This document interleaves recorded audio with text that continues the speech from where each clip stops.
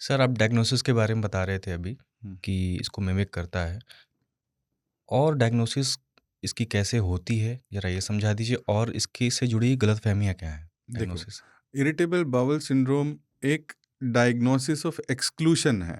Diagnosis of exclusion का क्या मतलब मतलब? है कि हम बाकी सारी चीज़ें, बाकी बीमारियाँ जो कि इस तरह के लक्षण दे सकती हैं, उनको रूल आउट कर दें और हमें कुछ ना मिले।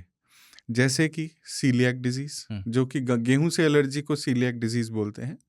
जैसे कि इन्फेक्शंस, जैसे कि बैक्टीरियल ओवरग्रोथ, ठीक है? इस तरह की जो बीमारियां हैं उनको रूल आउट करना पड़ता है, या फिर आईबीडी, इन्फ्लेमेटरी बाउल डिजीज। हुँ, तो इंटेस्टाइन की लाइनिंग में इन्फ्लेमेशन हो जाता है, जिसके बाद भी इंसान को बार बार पॉटी जाने का मन करता है, या स्टूल ऑल्टर्ड हो जाती है बाउल हुँ, हैबिट्स।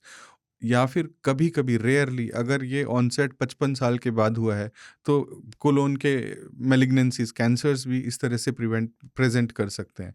तो हमें वो सारी चीज़ें रूल आउट करनी पड़ेंगी by doing blood investigations, by doing specific test for celiac disease, for doing after doing colonoscopy and endoscopy, कि कोई स्ट्रक्चरल कॉज तो नहीं है इस इंसान के सिम्टम्स। वैसे तो ये आईबीएस तो है लार्ज इंटेस्टाइन की डिजीज़, जी स्मॉल का है इसमें कोई वो नहीं, नहीं। रूल नहीं है। Irritable bowel syndrome is a disease of, actually large intestine, small intestine दोनों ही इसमें रोल प्ले करते हैं। हुँ, क्योंकि स्मॉल इंटेस्टाइन है जो कि मेजर पार्ट रोल करती है एब्जॉर्प्शन में, और गट के मूवमेंट्स की जो हम बात करते हैं वो स्मॉल बाउल की बात करते हैं। जो बैक्टीरियल ओवरग्रोथ की बात करते हैं हम स्मॉल बाउल में बात करते हैं। तो ऐसा नहीं है कि ये सिर्फ लार्ज इंटेस्टाइन की डिजीज है, हुँ। This is the disease of entire length, small intestine and large intestine दोनों। सर इससे जुड़े एक सवाल ये है कि क्या इसको ठीक किया जा सकता है इस आईबीएस को या सिर्फ़ कंट्रोल ही कर सकते हैं? कोई देखो जहाँ, परमानेंट ट्रीटमेंट है इसका? जी हाँ, जैसा कि मैंने बताया कि एक ये लाइफस्टाइल डिसऑर्डर है। और लाइफस्टाइल डिसऑर्डर मतलब जो लोग बहुत एंग्शियस होते हैं, जो लोग type A personality, type A मतलब परफेक्शनिस्ट जो तरह के लोग होते हैं, उन लोगों में इरिटेबल बाउल सिंड्रोम होता है। या फिर जिनकी क्यों ऐसा? ब्रेन गट एक्सिस, हुँ, क्योंकि ब्रेन और गट आपस में कम्युनिकेट कर रहे हैं। एक्चुअली जो परफेक्शनिस्ट लोग होते हैं ना, मैं हमेशा उनको बोलता हूँ कि उनकी जो नॉर्मल की डेफिनेशन है ना, वो बहुत सक्रिय होती है, बहुत हुँ, नैरो होती है। तो उनका अगर स्टूल 9 बजे जाते थे वो, अगर वो 9:30 हो गया तो भी उनके लिए प्रॉब्लमेटिक है। हुँ। सो थोड़ा सा भी ऑल्टरेशन होते ही उनका दिमाग बोलता है कि नहीं ये तो गड़बड़ है।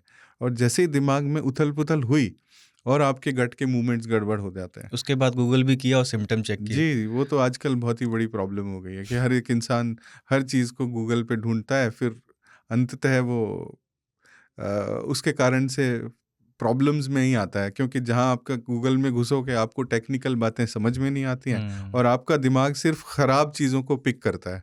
And then you become more anxious, and आपकी मूवमेंट सिम्पटम्स और प्रभावित होता है। वर्सनिंग हो जाती है आपके तो मतलब ये सिम्पटम्स की। ट्रीटेबल है। 100% ट्रीटेबल है कि लाइफस्टाइल मॉडिफिकेशन करना है। क्योंकि देखो ये डिजीज़ तो सिर्फ लाइफस्टाइल से रिलेटेड है, थॉट प्रोसेस से रिलेटेड है। और गट के बैक्टीरिया को अगर हम ठीक करें, क्योंकि गट के बैक्टीरिया का ऑल्टरेशन एक बहुत इंपॉर्टेंट कॉज है इरिटेबल बाउल सिंड्रोम को शुरू करने में और उसको कंटिन्यू करने में।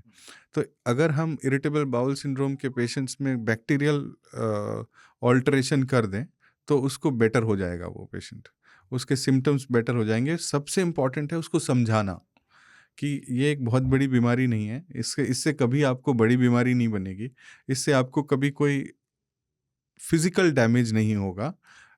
और इंसान क्या डर रहा होता है कि ये क्यों हो रहा है, उस चक्रव्यूह में फंस जाता है, जिसके कारण ये सिम्टम्स एक विशियस साइकिल चलती रहती है। तो उसको समझाना, उसको ये बताना कि ये एक बहुत बड़ी बीमारी नहीं है, ये जितना इसके बारे में एक इंसान सोचेगा उतना ये परेशान ज़्यादा करेगी, वो सब समझा के उसको काफ़ी हद तक इसको शांत किया जा क्या सकता खुद है। से भी ठीक हो सकती है कुछ 100। टाइम के लिए अगर हो तो? सी देखो, अगर इंसान क्या होता है कि बहुत डाइटरी चेंजेस कर देता है, और जब भी आपका डाइटरी चेंजेस करते हैं ना, तो आपका दिमाग कहता है अब तुमने ये चेंज करा है। एंड जैसे ही दिमाग की चीज़ें शांत होती हैं, आपका इरिटेबल बाउल सिंड्रोम बेटर हो जाता है ट्रांजिएंटली। हुँ, हुँ, फिर जब कोई भी स्ट्रेस लेवल आया, तो फिर से आपकी वो ट्रिगर होने लग जाती है। So your thought process and lifestyle plays a very important role. जब भी शांति भरी जिंदगी चल रही है, थॉट प्रोसेस में कोई उथल पुथल नहीं चल रही, तो आपका इरिटेबल बाउल सिंड्रोम शांत हो जाता है। और जब भी वो ट्रिगर आएगा तो आपका इंटेस्टाइनल मूवमेंट्स गड़बड़ होगा और वो ट्रिगर फिर से हो जाएगा। तो आप मतलब इसका ट्रीटमेंट जब करते हैं, तो लाइफ़स्टाइल चेंजेस के साथ-साथ डाइट चेंज और कोई थेरेपी वगैरह और दवाइयों के साथ ये कलेक्टिव जो है ट्रीटमेंट है सी इसका? देखो, बहुत सारी चीज़ें हैं। सबसे इम्पोर्टेंट जैसा मैंने बताया, लाइफस्टाइल मॉडिफिकेशन और काउंसलिंग ऑफ द पेशेंट सबसे इम्पोर्टेंट रोल प्ले करती है। फिर हमें ये डिसाइड करना पड़ता है कि कौन सी तरह का आईबीएस है। आईबीएस सी है, आईबीएस डी है, आईबीएस एम है। तो अगर आईबीएस डी है तो हमें कुछ इंटेस्टाइन के मूवमेंट को स्लो करने की दवाई देनी होती है, जिससे कि बार बार इंसान को ना जाना पड़े, फाइबर्स बढ़ाने पड़ते हैं। कॉन्स्टिपेशन है तो हमें कुछ ऐसी इंटेस्टाइन्स को मूवमेंट को बढ़ाने की दवाई देनी होती है, जिससे कॉन्स्टिपेशन बेटर हो। जिन लोगों में हमें लगता है कि ब्रेन का थॉट प्रोसेस बहुत ज़्यादा हुँ, रोल प्ले कर रहा है इसमें, तो फिर हमें कुछ ऐसी भी दवाइयाँ देनी पड़ती हैं कि जो कि हार्मोन्स को बैलेंस करती हैं आपके ब्रेन में। शांत करें थोड़ा। सेरोटोनिन, एक सेरोटोनिन नाम का हुँ, हार्मोन है, जो कि मेन रोल प्ले करता है आपके ब्रेन और गट के कम्युनिकेशन को कंट्रोल करने में। हुँ। तो जिन लोगों में ये हमें लगता है, तो हमें कुछ ऐसी भी दवाई देनी पड़ती है जो कि ब्रेन के हॉर्मोन्स, मेनली सेरोटोनिन को कंट्रोल करती है, जिससे काफ़ी हद तक आपकी प्रॉब्लम सॉल्व हो जाती है। उसमें भी एक प्रॉब्लम है, जब हम दवाई लिखते हैं तो इंसान जाके उसको भी गूगल करता है, और इरिटेबल बाउल सिंड्रोम का पेशेंट तो स्पेशली करता है। और जहाँ उसे लगता है कि मैंने कोई दवाई उसको ब्रेन से रिलेटेड दिया है या ब्रेन के हार्मोन से रिलेटेड दिया है, तो वो और व्यथित हो जाता है।